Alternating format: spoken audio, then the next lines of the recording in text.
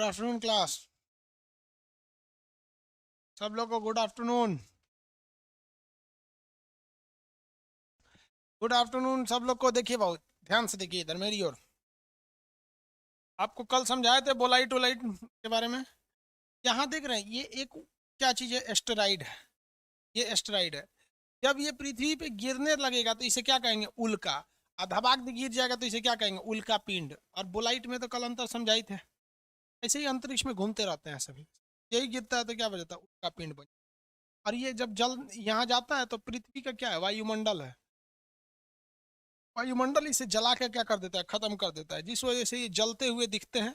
इन्हें हम लोग टूटता हुआ तारा या तारे जमीन पर कहते हैं, या स्ट्रोटिंग स्टार के नाम से जानते हैं। इसको देख के आप लोग मानते हैं कि नहीं मानते? नहीं मन्नत मानते?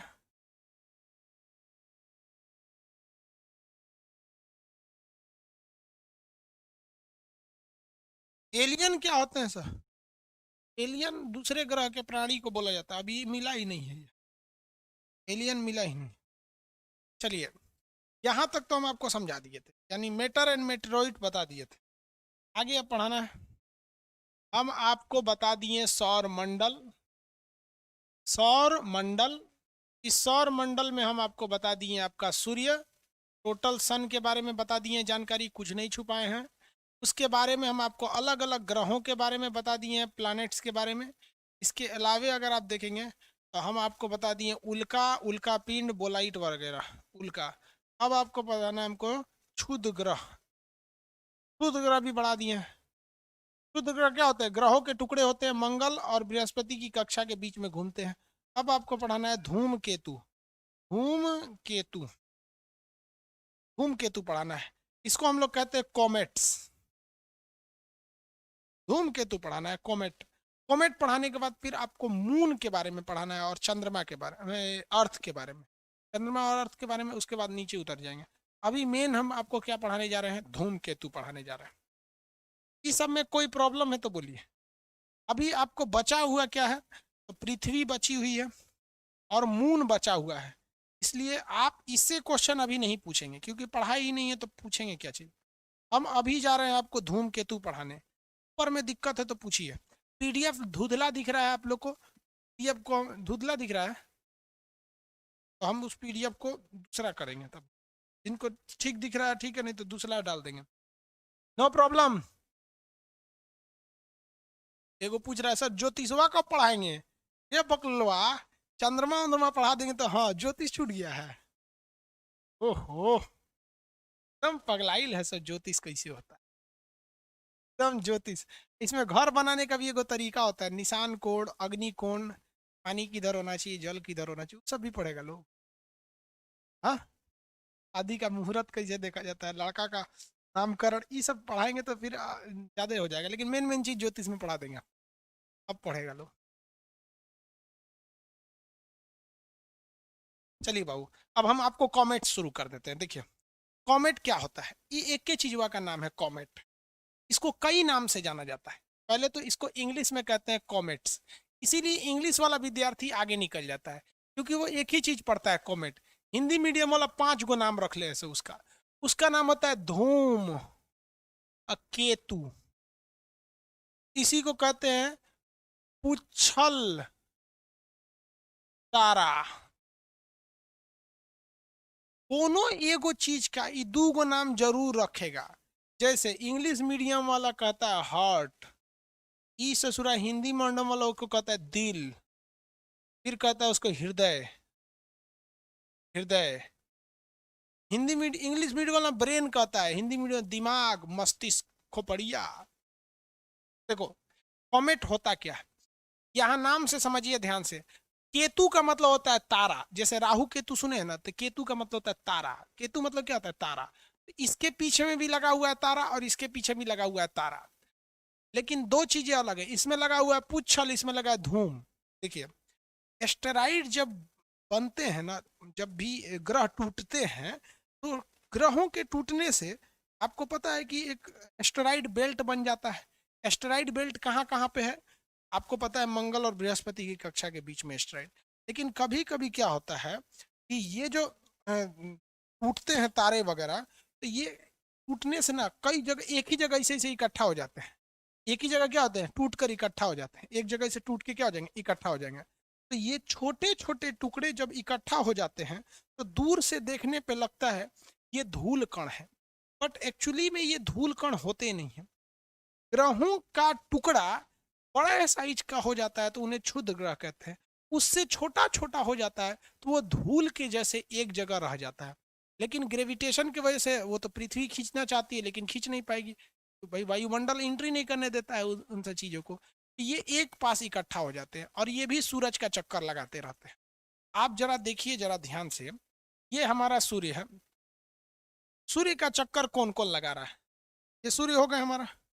इस सूर्य का चक्कर ग्रह उपग्रह लगा रहे हैं सब। क्या लगा रहा है? ग्रह लगा रहे हैं, सभी ग्रह लगाते हैं इसका चक्कर ऐसे ऐसे। इन्हीं ग्रहों के बीच में जो क्षुद्र ग्रह की पेटी है, क्षुद्र ग्रह, छोटका छोटका क्षुद्र ग्रह भी लगा रहे हैं इसी में। इसी क्षुद्र ग्रह का जो छोटा छोटा टुकड़ा है जो धूल के समान है वो भी इसका चक्कर लगा रहा है। जो धूल के समान है वो भी चक्कर लगा रहा है। तो धूल को हम लोग कहते हैं धूम। धूल को क्या कहते हैं? धूम। और ये धूल है तो आपको पता है कि आंधी जब उठती है, धूल जब उठता है और जब ये गति करेगा तो स्पीड के वजह से इसके ज्यादातर पोर्शन जो इस धूमकेतु है, इसका ज्यादातर एरिया अगर देखेंगे तो आगे रहेगा और पीछे पीछे बहुत कम धूल रहेगा। पीछे धूल क्या रहेगा? कम रहेगा। अगर गति करेगा तो इसी शेप में गति करने लगता है, पीछे धूल कम हो जाते हैं। तो रहता तो ये धूल का ही है, इसलिए इसे कहते हैं धूम। लेकिन इसके पीछे एक पूंछ जैसा निकल जाता है, तो जिस वजह से इसे हम लोग पूंछ वाला तारा भी कहते हैं। धूल का बना हुआ यह तारा तारा है नहीं, क्योंकि इस पे धूल देखिएगा बड़ी तेज चमकता है, तो छोटे छोटे चीज चमकते तेज है, तो चमकने की वजह से इसे केतु यानी तारा बोल दिया गया। ये तारा है नहीं, तो इसे पुच्छल तारा इसलिए बोला गया। तारा इसलिए बोला कि चमकीला दिखता है, लेकिन ये तारा है नहीं। इसे धूम इसलिए कहा गया क्योंकि ये धूल का बड़ा हुआ था छोटे छोटे टुकड़ों। और ये जब ये चक्कर लगा रहा था सूर्य का, तो ये क्योंकि ये स्टेबल नहीं था, धूल कण स्टेबल नहीं थे, तो इसके ज्यादातर पोर्शन आगे थे, पतला हिस्सा पीछे हो गया, इसलिए ये धूल का बड़ा हुआ था तो धूम तारा। और भारत के लोगों ने देखा कि ससुरा कहने तो लेंगड़ी निकलल है। लेंगड़ी समझता है? लेंगड़ी पोंछ बोला जाता है बिहार में ना, पोंछ को लेंगड़ी बोला जाता है, चुरकी को टिक्की बोला जाता है, पैर को गोड़ बोला जाता है, जब लैंग्वेज है वहां का। तो इसका पूंछ निकला था तो ससुरा एकरे नाम रख दिया सब धूमकेतु, क्योंकि धूल का बना था इसलिए धूमकेतु। और इसका लेंगड़ी यानी पूंछ निकला था इसलिए पुच्छल तारा। इंग्लिश वाला उसका नाम रख दिया सब कॉमेट्स। क्या नाम रख दिया? कॉमेट। तो भाई सूरज का चक्कर तो बहुत लोग लगाते हैं, ग्रह लगाते हैं, हर एक ग्रह के अपने उपग्रह भी साथ लगाते हैं। ग्रहों के टुकड़े यानी क्षुद्र ग्रह लगाते हैं। क्षुद्र ग्रह के भी टुकड़े जो होते हैं छोटे छोटे हो जाते हैं, एस्टेरॉइड जो होता है वो क्या होते हैं? जो टुकड़े हो गए धूल की जैसे छोटे छोटे बच गए इतनी इतनी, तो वो धूम केतु कहलाते हैं, धूल की तरह होते हैं। सूर्य की किरणें, ये केतु यानी तारा क्यों कहते हैं? केतु का मतलब होता है तारा। तारा क्यों कहते हैं? क्योंकि इसमें चमक होती है। धूल कण में तो वैसे भी चमक होती है, लेकिन इसके अंदर हीट लाइट नहीं होता है, इसलिए इसे तारा नाम दे दिया गया, तारा है नहीं। तो धूम केतु क्यों कहे और पुच्छल तारा क्यों कहे? धूल का बना था, चमकीला था, तो चमकीला था तो तारा, और धूल का बना था तो धूमकेतु। पूंछ निकला था इसलिए पूंछ वाला तारा चमक रहा था, चल तारा हो गया। इसी को क्या कहते हैं? कॉमेट्स कहते हैं। कॉमेट क्या कहेंगे? कॉमेट कहते हैं। आप देखिए इसको, यही दिख रहा है, दिख रहा है ये। आप कहेंगे कि सर ये तो टूटता हुआ तारा है। नहीं, टूटता हुआ तारा जो होता है वो कैसे होता है? देखिए, टूटता हुआ तारा ऐसे टूट के खत्म हो जाता है। टूट के क्या हो जाता है? खत्म हो जाता है ये जाके। लेकिन ये खत्म नहीं होता है, ये घूमते रहता है, घूमते रहता है, क्योंकि सूर्य की किरणें इसमें पड़ती है ना, तो इसके धूल कण चमकने लगते हैं, इसलिए इसे क्या कहते हैं? धूमकेतु कहते हैं। धूमकेतु। अब एक बच्चा वाला क्वेश्चन पूछता है सर इसका ना वो इसका पूंछ किधर की ओर रहता है? तो आप बताओ ना भाई, दुनिया में ऐसा कोई चीज है जिसका पूंछ आगे की ओर रहता है? सबका पूंछ पीछे रहता है। तो कहता है इसका पूंछ किधर रहता है? तो अपोजिट डायरेक्शन ऑफ सन, सूरज के विपरीत दिशा में इसका पूंछ रहता है। क्योंकि चक्कर ऐसे लगा रहा है तो पूंछिया बाहर ना रहेगा, पूंछिया बाहर रहेगा तो सूर्य से देखेंगे तो बाहर की ओर पूंछ रहता है। तो इसका जो पूंछ होता है वो सूर्य से बाहर की ओर होता है। सबसे करीबी धूमकेतु देखिए, बहुत सारे धूमकेतु घूमते रहते हैं सब, जिसकी कोई कमी नहीं है, क्योंकि टुकड़ों की कोई कमी है अंतरिक्ष में, बहुत सारे घूमते रहते हैं। हमारा सबसे करीबी जो घूमता है हेली नामक धूमकेतु। हेली धूमकेतु। अब वो धूमकेतु पृथ्वी से बहुत दूर है, वो चक्कर लगाता है, एक चक्कर लगाता है 76 वर्ष पर। कितने वर्ष पर? 76 वर्ष पर। तो सबसे फेमस जो धूमकेतु है वो क्या है? हेली नामक। हालांकि एरका सेरकी है, काहुतेक है, ये सब क्या है? सब धूमकेतु है, सब नाम है, सब इसमें किसी काम के नहीं है सब। बस इतना याद रखिएगा कि पुच्छल तारा को ही हम धूमकेतु कहते हैं। इसे धूम इसलिए कहते हैं क्योंकि ये पूंछ वाला है, तारा इसलिए कहते हैं चमकता है। पुच्छल इसलिए कहते हैं क्योंकि पूंछ है, तारा इसलिए कहते हैं क्योंकि चमकता है। सबसे फेमस कौन है? हेली। इसका एक बार इसका परिक्रमण काल कितने साल का होता है? 76 वर्ष पे दिखाई। ये चमकना बंद नहीं करता है। चलिए हम आपको एक दिखा देते हैं, दोनों में अंतर समझा देंगे एक साथ। क्या कमेंट कर रहा है दूदू लाइन का सर जी? जुपिटर प्लैनेट एस्टेरॉइड को खींचे रखता है, उसका ग्रेविटेशन ज्यादा है इसलिए खींच के रखता है।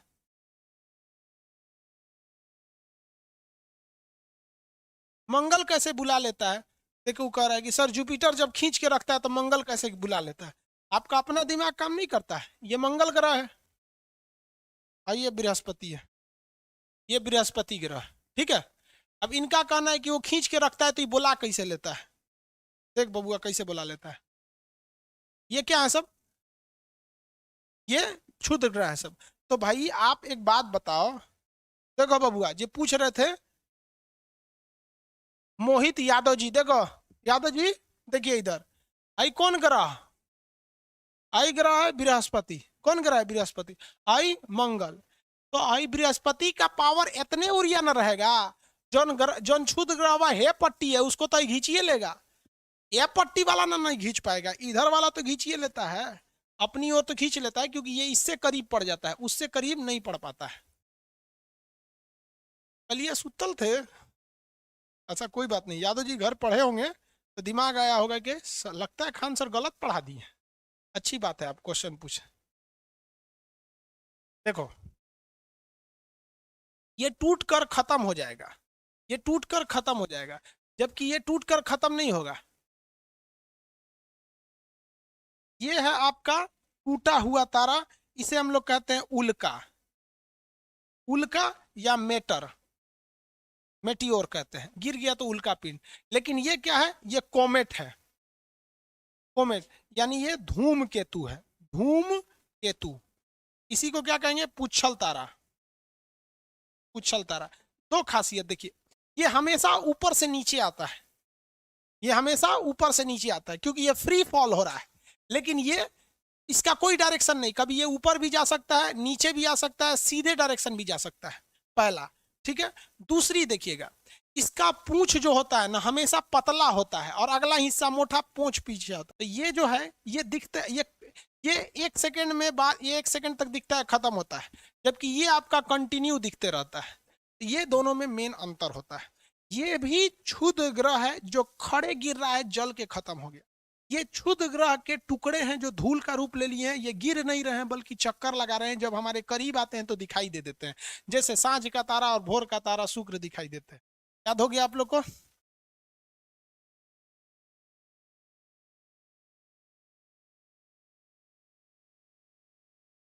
मंगल पर आदमी जा सकता है, अभी रिसर्च चल रहा है जाने के लिए। मंगल पर आदमी जा सकता है, अभी रिसर्च चल रहा है, आने वाले में पहुंच जाएगा सब। फिर मंगल पे जाइएगा ना तो मंगल पे भी क्या होगा, कैसे झगड़ा शुरू होगा, ये वाला महाद्वीप, ये वाला महाद्वीप, ये तुम्हारा देश, ये हमारा देश। फिर देश के बाद ये तुम्हारा राज्य, ये हमारा राज्य, ये तुम्हारा धर्म, ये हमारा धर्म, ये तुम्हारी जाति, ये हमारी जाति।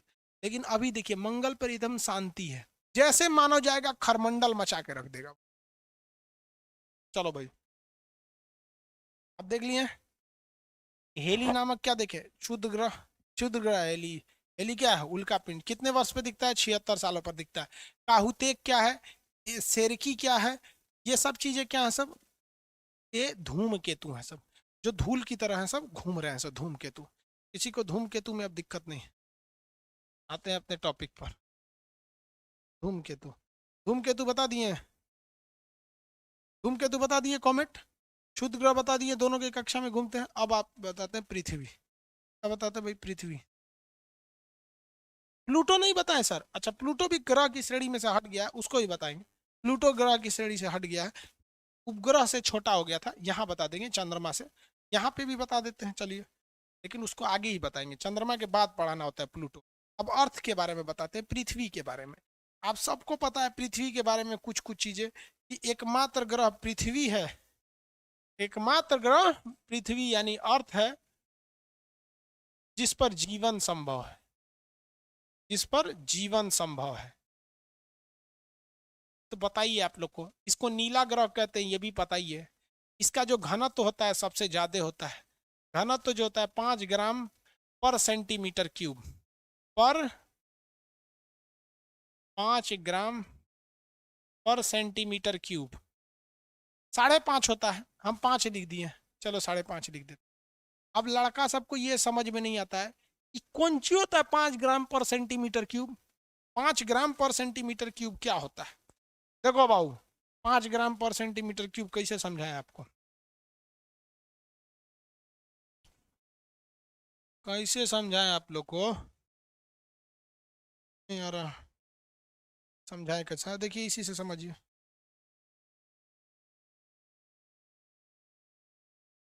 दूसरा समझा दे, कौन चीज से समझाए भाई?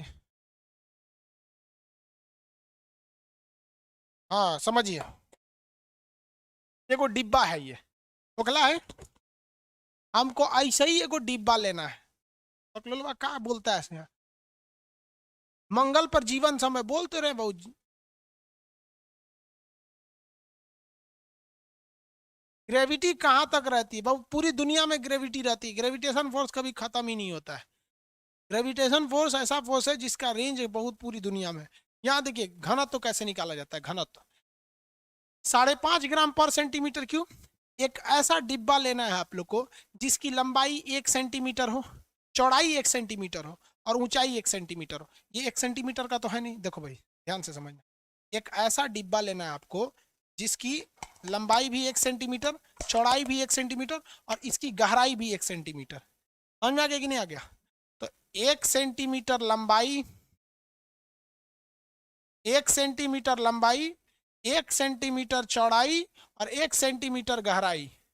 तो एक एक एक का गुणा करेंगे तो एक के रह जाएगा centimetre centimetre centimetre centimetre cube, यानी 1 सेंटीमीटर क्यूब, इसी को कहते हैं सेंटीमीटर क्यूब। ऐसा डिब्बा रखिएगा और उसमें पृथ्वी से उठा के मट्टी रखिएगा। क्या रखिएगा? मट्टी रखिएगा। उसका भार देखेंगे 5.5 ग्राम आएगा। कितना ग्राम आएगा? 5.5 ग्राम आएगा। इसी को कहा जाता है घनत्व। यानी 1 सेंटीमीटर क्यूब के आयतन में कोई चीज कितना ग्राम आती है उसी को कहते हैं घनत्व। समझ में आ गया कि नहीं आ गया? किसी को कोई दिक्कत नहीं? सेंटीमीटर लंबा, 1 सेंटीमीटर चौड़ा और 1 सेंटीमीटर गहरा, कोनो गड़हा में, कोनो डिब्बा में, कोनो बर्तन में, ढक्कन में अगर आप पृथ्वी से उठा के कहीं से भी मट्टी उठा के रखेंगे तो उसका भार लगभग लगभग 5.5 ग्राम आता है। इसी को कहा जाता है घनत्व। समझ में आ गया? पृथ्वी का घनत्व, किसी चीज का घनत्व निकालिएगा। अब एक बात बताते हैं हम आपको, निकालिए तो। किसी चीज का घनत्व 20 ग्राम है, 20 ग्राम पर सेंटीमीटर क्यूब है, मतलब 1 सेंटीमीटर क्यूब लंबा चौड़ा करके निकलेगा तो उसमें कितना ग्राम आएगा? 20 ग्राम। हाँ समझ गया सर।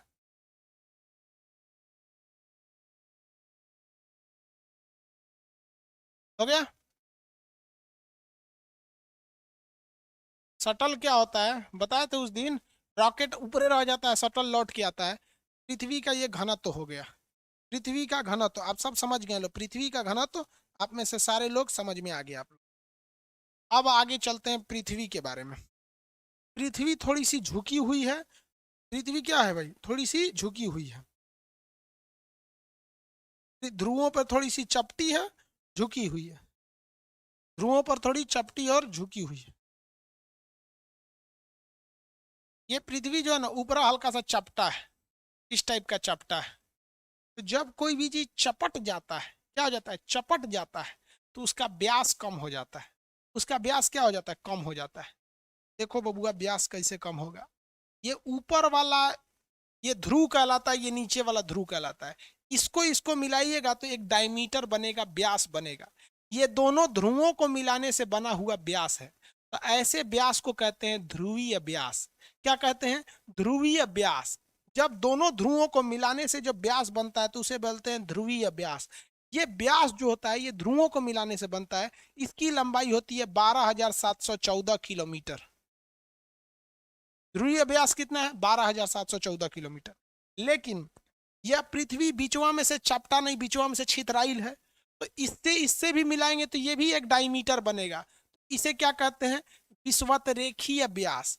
विषुवत रेखीय व्यास ये है 12,756 किलोमीटर। 12,756 किलोमीटर। यानी पृथ्वी का जो विषुवत रेखा वाला भाग है, विषुवत भाग, वो है आपका 12,756 किलोमीटर। जबकि दोनों ध्रुवों को मिलाए हैं तो ये आया है 12,714 किलोमीटर। इसको घटाएंगे तो 42 दशमलव समथिंग आता है। यानी इसको आप 42 मान सकते हैं या 43 मान सकते हैं, दोनों के बीच में आता है, क्योंकि हम पॉइंट वाली वैल्यू को नहीं रखे हैं। तो पृथ्वी ऊपर से चपटा है, तो दोनों चपटका को मिलाएंगे तो उसे कहते हैं ध्रुवीय व्यास। अभी जो हमें छितराइल है, तो यहाँ पे तो ये क्वेश्चन 10 बार पूछ चुका है कि ध्रुवीय व्यास और विषुवतरेखीय व्यास में कितने किलोमीटर का अंतर है। तो 42 रहेगा तो दीजिए, या तो 43 दीजिए। बाकी के ऑप्शन में बहुत ज्यादा का डिफरेंस रहता है, कोई 52 देगा, कोई 35 देगा। ये एक्यूरेट होता है 42.3। अब कभी कभी से पूरा 42 दे देता है, कभी कभी 43 दे देता है। तो ध्रुवीय व्यास और विषुवतरेखीय व्यास में अंतर समझ में आ गया आप लोग। पृथ्वी का ध्रुवीय व्यास घनत्व तो कितना होता है? 5.5 होता है। दुनिया में सबसे ज्यादा घनत्व तो पृथ्वी का होता है। इतना समझने के बाद आगे बढ़ते हैं। बेवकूफ सब आगे का क्वेश्चन पूछ रहा है, सर ये कैसे होगा, ये क्वेश्चन जो बता रहे हैं बस इतने में रहिए। लोग अगवा का क्वेश्चन में पूछ रहा है।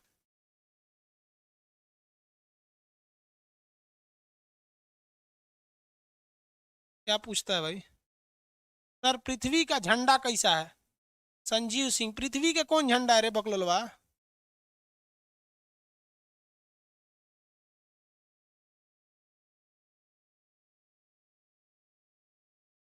भाई ज्योग्राफी का नोट्स टाइप करके दे देंगे, आप ये कमेंट करते रहेंगे तो हमको किसी बीच में कमेंट दूसरा भी छोड़ के चले जाएंगे। सर प्लेनेट सूर्य का चक्कर कैसे लगा रहा है? बीपी पापी मिश्रा। भाई ग्रेविटेशन फोर्स जो होता है दो चीजों को खींचता है। ये फिजिक्स का टॉपिक है, आप फिजिक्स नहीं पढ़ रहे हैं, कोई दिक्कत नहीं।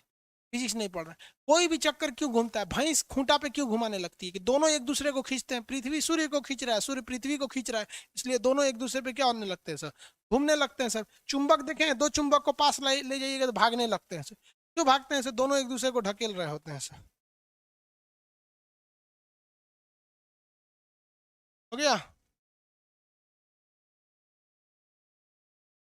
अर्थ का सिंबल क्या होता है? एक से एक बेवकूफ आता है सर यहाँ।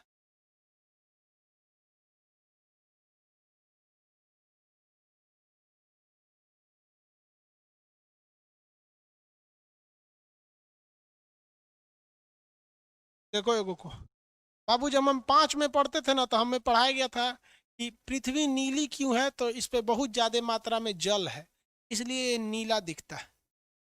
ठीक है? पृथ्वी पर नीले दिखने का बड़ा कारण होता है पृथ्वी पर जल की उपस्थिति। अब देखो भैया, कमेंट हम ऑफ करने जा रहे हैं। चलिए, पृथ्वी जो है वो अपने अक्ष पर थोड़ा सा झुकी हुई है, और साथ ही साथ अपने तल पर भी झुकी हुई। इस चीज को समझना बड़ी दिक्कत वाली बात हो जाती है। देखिए, पृथ्वी जो है ना, कोई भी चीज अगर देखिए, कोई छड़ी है, अगर किसी छड़ी को हम ऐसे झुका दिए तो ये दो जगह से झुकी हुई है। ये छड़ी को अगर हम झुका दिए तो दो जगह से झुकी, एक एंगल इधर से झुकी है और ये एक दूसरा एंगल इधर से झुकी। तो कोई भी चीज अगर झुकी होती है तो दो जगह से झुकती, एक ऊपर के हिसाब से झुकी हुई है और एक नीचे के हिसाब से झुकी। ऐसे ही पृथ्वी भी हल्का सा झुकी है, जो पहले महज 18 डिग्री झुकी थी, 19 डिग्री, अभी 23.5 डिग्री झुक गई। तो ये पृथ्वी का क्या चीज है भाई? झुकाव है। तो ये ही झुकाव को हम दो हिसाब से बांटते हैं। ये पृथ्वी है नहीं है, इसमें दो तरह के झुकाव हैं। ये दो झुकाव देखिए आपको, ये जो झुकाव आप देख रहे हैं, इसमें दोनों झुकाव हम बना देते हैं। एक ये डॉटेड लाइन देख दे रहे हैं और एक ये लाइन दे दे रहे हैं। ठीक है? इसको हम कहते हैं तल। इसे क्या कहते हैं? तल। ठीक है? और इसे कहते हैं हम अक्ष। इंग्लिश में कहते हैं एक्सिस, और इसे कहते हैं सरफेस। प्लेन, प्लेन, सरफेस नहीं, प्लेन, प्लेन। पृथ्वी का ये झुकाव है। जैसे कोई भी छड़ी ऐसे झुकी हुई है, तो ये वाला जो झुकाव होता है ना, ये वाला झुकाव, इसे कहते हैं कि अपने अक्ष से कितना झुका है, और ये कहते हैं तल से, जमीन तल से कितना झुका हुआ है। अगर मान के चलिए बाबू कि अगर ये नहीं झुका रहता, एकदम सीधा रहता, नहीं झुका रहता, एकदम सीधा रहता, तो ये तो 90 डिग्री बना रहा होता, 90 डिग्री। लेकिन अगर झुक गया है तो कुछ कम बनाएगा। तो इसको जब भूगोलवेताओं ने नापा तो ये आया 23.5 डिग्री। कितना आया? 23.5 डिग्री। 23.5 डिग्री आया खोपड़िया पे से। ऊपर से ज्यादा नहीं झुकी है, ऊपर से कम में झुकी है। कितना? 23.5 डिग्री। तो अक्ष, अक्ष मतलब ऊपर, अक्ष मतलब क्या होता है? ऊपर से 23.5 डिग्री। तो तल से तो जेन्युइन है कि 66.5 झुकेगी। क्यों 66.5 झुकेगी? क्योंकि अगर किसी चीज को आप झुकाए हैं ऐसे, तो जितना ये झुका है और ये झुका है, दोनों को जोड़ेंगे तो 90 होना चाहिए ना, तभी ना ये सीधा खड़ा होगा। अगर ये 23.5 है तो ये कितना होगा? 66.5। तभी ना दोनों को जोड़ेंगे तो ये कितना हो जाता है? 90 हो जाता है। तो क्वेश्चन आपसे पूछेगा कि पृथ्वी जो है अपने तल से कितना झुकी हुई? पृथ्वी अपने तल से 23.5 डिग्री झुकी। कितनी डिग्री? 23.5 डिग्री झुकी। और अपने अक्ष से 23.5 डिग्री झुकी है। जबकि नीचे वाले तल से कितना झुकी है? 66.5 डिग्री झुकी। समझ में आ गया कि नहीं? हल्का सा लोड होने की वजह से, नहीं देखते कब घूमते घूमते यहाँ पे उल्का पिंड, उल्का पात होने से ये सब चीजें हो रही होती हैं। इस साइड से झुकी हुई। आगे बढ़िए, किसी को कोई दिक्कत नहीं? कोई दिक्कत नहीं?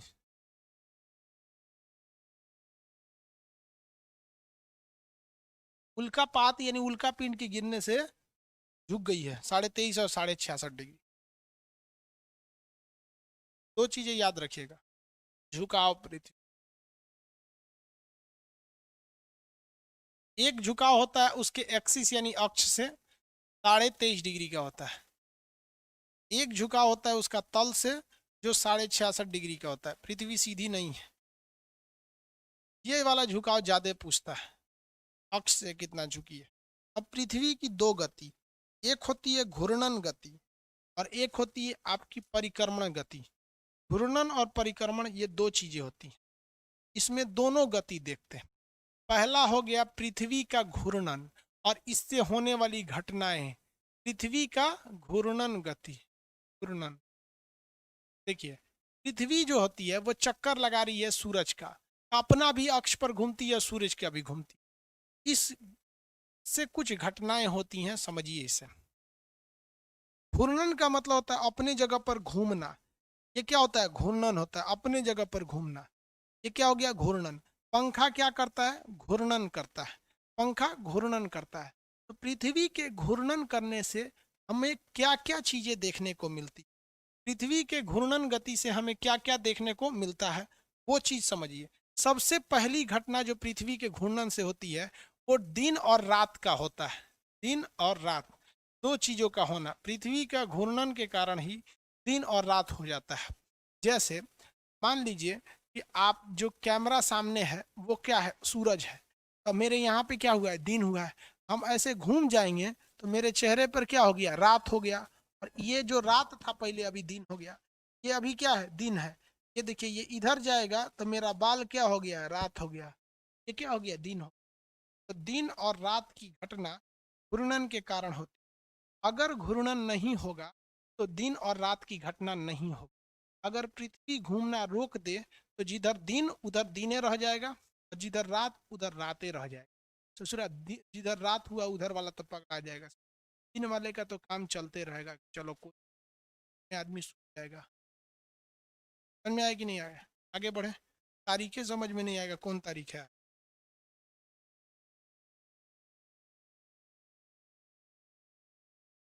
आगे बढ़े। दिन और रात की घटना होती है। और क्या चीज होता है? Tide and eve. क्या चीज होता है? Tide and eve. अब ये टाइड एंड ईव किसे कहते हैं? अब आप बताइए, कभी भी कोई चीज घूमती होती है, घूम रही होती है, तो उससे एक झटका लगता है। पृथ्वी के घूमने से क्या होता है? एक झटका लगता है। इस झटका को हम लोग कहते हैं कोरियोलिस फोर्स। इस झटका को क्या कहते हैं? कोरियोलिस बल। क्या कहेंगे? कोरियोलिस बल।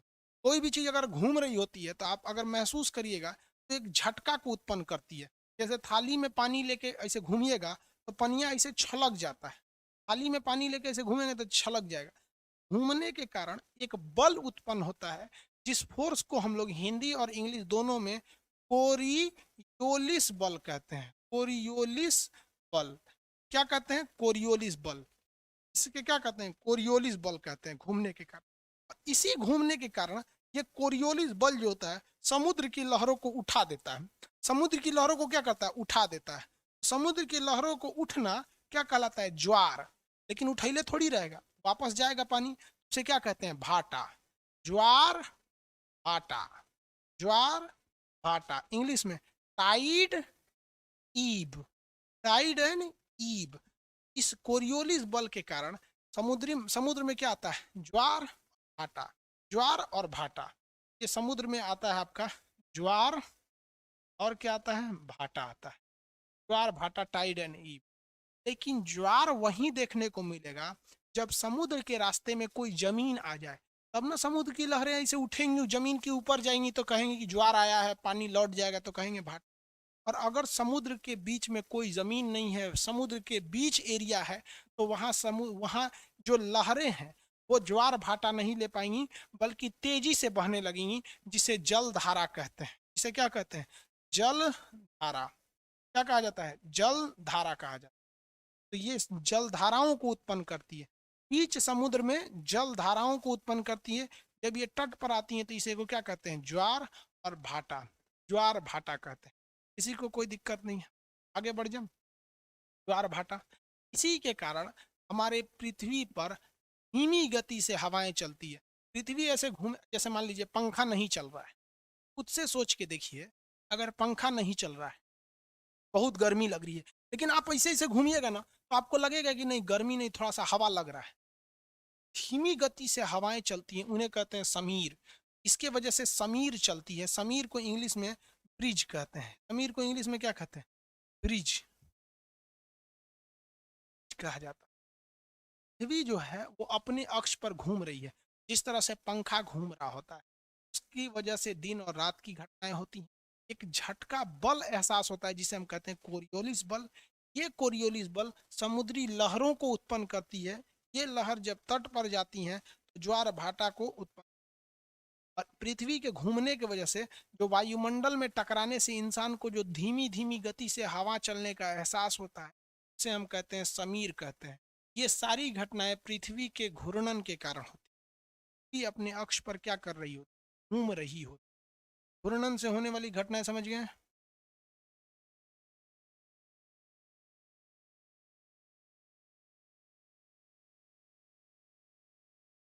तो एगो कह रहा है कि सर पृथ्वी घूम रही है तो हम लोग क्यों नहीं घूम रहे हैं? हम सब लोग घूम रहे होते हैं बबुआ, हम सब लोग घूम रहे हैं। आप एगो बस में बैठ जाइए, सुनिए ध्यान से, एगो बस में बैठ जाइए। बस जो है ना, अगर घूम के दाहिने से बाएं मुड़ गई इसे, तो आप क्या कहिएगा कि हम भी घूमे हैं? आप तो अपने जगह पर ही हैं, आप तो अपने जगह पे हैं। पृथ्वी घूम रही है तो सबको लेकर घूम रही होती है।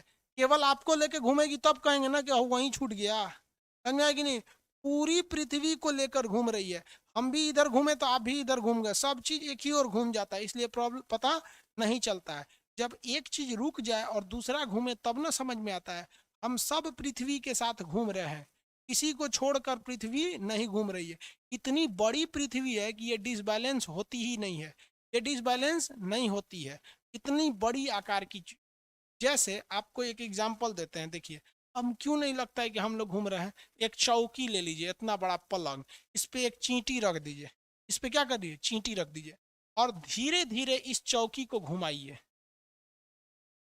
एक चक्कर लगवा दीजिए इस पे से। उस चींटिया को पूछिए, ए चींटी घूम लो कि ना घूम लो, कहेगी कि हम कहाँ घूमे, हम तो यहीं थे। ओकरा पते नहीं चला, क्योंकि चौकी इतना बड़ा था, उसको एहसास नहीं। समझ में गया? तू को चींटी यहीं रख दीजिए तो उन सबको पता चलेगा कि हम घूम रहे हैं। हाँ, लेकिन चौकी डिसबैलेंस नहीं होना चाहिए। डिसबैलेंस होगा तो भाप जाएगी कोनो घुमा रहा है।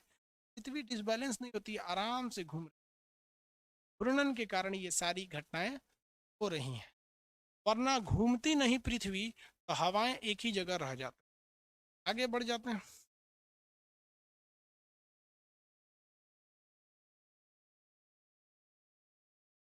किसी को कोई दिक्कत नहीं है? पृथ्वी कितने देर में घूमती है? 24 घंटा में। कितने घंटे में घूमती है? 24 घंटे में घूम जाती है। आगे बढ़ जाए, अब देखते हैं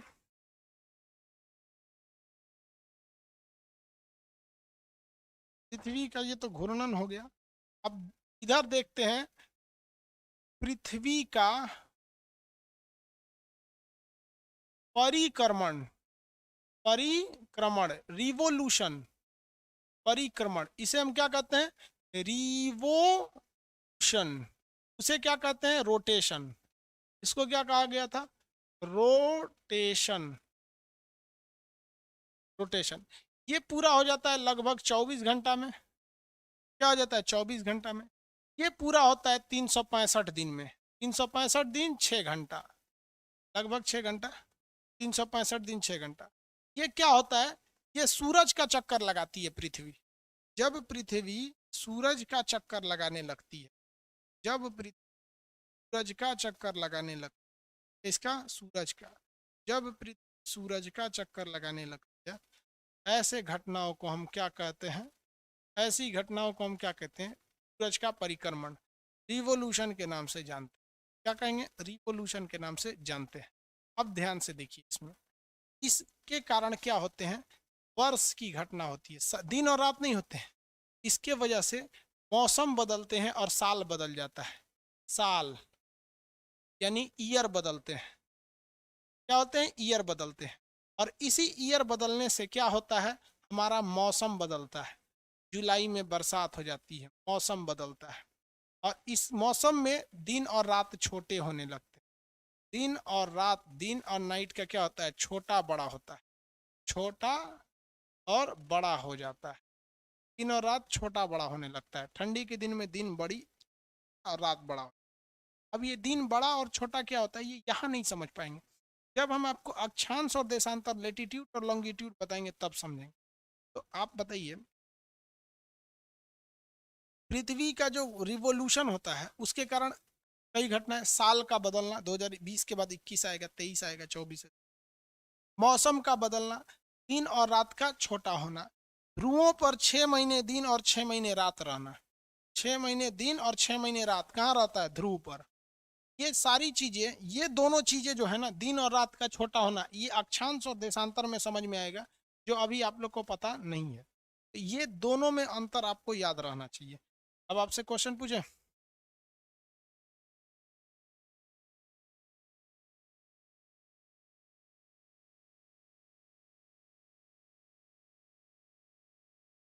क्या? एक कोई बेवकूफ यहाँ आके ब्लैक होल पूछ रहा है, पढ़ा दिए रे ब्लैक होल। चला क्लास देखो, देखिए क्वेश्चन बताइए तो, कोरियोलिस बल किसके कारण? रोटेशन या रिवोल्यूशन? कोरियोलिस बल किसके कारण होता है? रोटेशन या रिवोल्यूशन? कोरियोलिस बल की घटना रोटेशन या रिवोल्यूशन? फटाफट आंसर दीजिए। कोरियोलिस फोर्स रोटेशन या रिवोल्यूशन?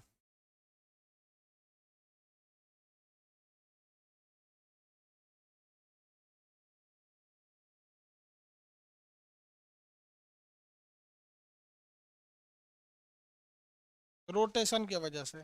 ध्रुवों पर 6 महीना दिन और 6 महीना रात किसके वजह से? ध्रुवों पर 6 महीने दिन और 6 महीने रात किस वजह से? 6 महीने दिन और 6 महीने रात, revolution, very good, revolution. Revolution. ज्वार भाटा किसके वजह से? ज्वार भाटा,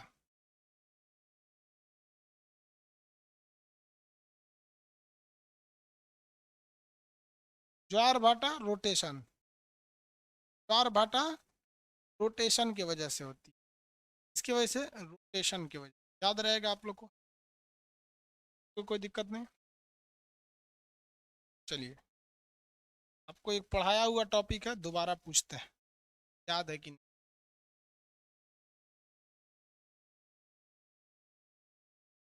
पढ़ाया हुआ टॉपिक है आपको।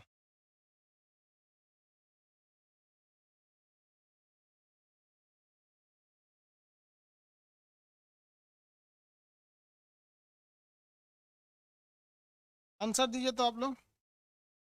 पृथ्वी की दूरी जब बढ़ जाती है सूर्य से, उसे उस घटना को क्या कहते हैं? सूरज और पृथ्वी के बीच की दूरी जब बढ़ जाती है तो इस घटना को क्या कहते हैं?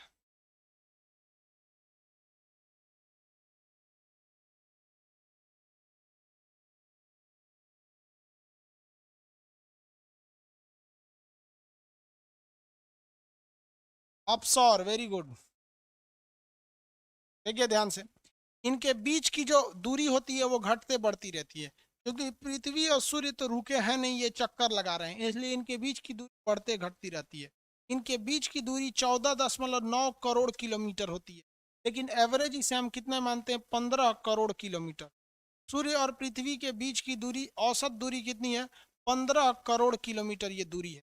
इस दूरी को हम क्या कहते हैं? एस्ट्रोनॉमिकल यूनिट या खगोलीय इकाई कहते हैं। ये हम पढ़ा दिए हैं, खगोलीय इकाई हम पढ़ा दिए हैं। समझ में आ गया कि नहीं आ गया? पढ़ा दिए हैं। सूर्य और पृथ्वी के बीच की दूरी जब घट जाती है तो इसे कहते हैं उपसौर। क्या कहते हैं? उपसौर। किसी को कोई दिक्कत नहीं है? उपसौर को इंग्लिश में क्या कहते हैं? पेरीहेलियन। उसे क्या कहते हैं? एपीहेलियन। उपसौर, अपसौर। उपसौर किस दिन होता है? 3 जनवरी को। 3 जनवरी को इस दिन क्या पड़ता है? ठंड पड़ता है। ये हम बता दिए थे कि 3 जनवरी को ठंड क्यों पड़ता है पिछले क्लास में, जब आप देखेंगे जब हम सौर, उपसौर और अपसौर पढ़ा रहे हैं। अपसौर, अपसौर किसे कहते हैं? जब पृथ्वी और सूर्य के बीच की दूरी बढ़ जाती है। ये कब बढ़ती है? 4 जुलाई। इस दिन क्या पड़ता है? गर्मी पड़ता है। और ये हम रीजन बता दिए हैं कि जब ये दूर भी रहता है तो दूर होने के बावजूद गर्मी क्यों, और करीब होने के बावजूद ठंड क्यों। ये हम पढ़ा चुके हैं कि पृथ्वी झुकी हुई है। पृथ्वी कैसे झुकी है? इस लाइन को क्या कहते हैं? फटाफट आंसर दीजिए, ये पढ़ाया हुआ टॉपिक है। इस लाइन को क्या कहते हैं?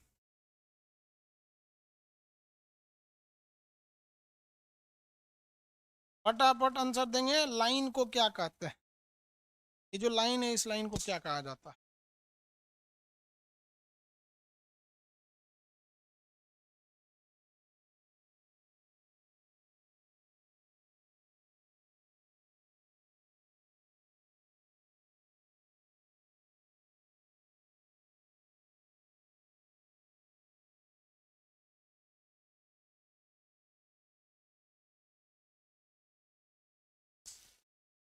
एपिसाइड लाइन, वेरी गुड।